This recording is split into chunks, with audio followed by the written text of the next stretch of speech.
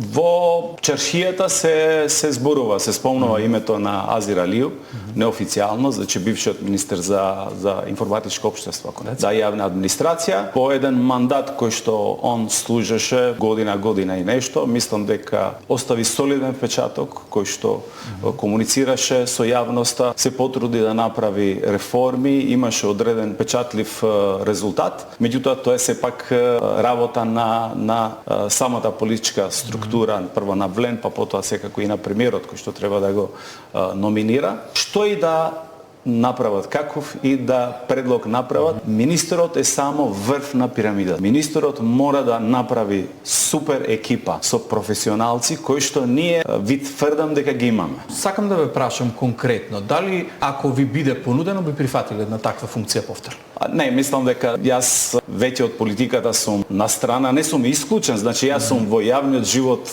скоро цело време, цел период. Меѓутоа во политичкиот живот не, и мислам дека нашиот систем препознава политичко ангажирање, па потоа да се стане дел од парламент, дел секако од влада. Не зборуваме сега за експертски кабинет или нешто слично, така што се надам дека Влен и премиерот ќе имат добар предлог.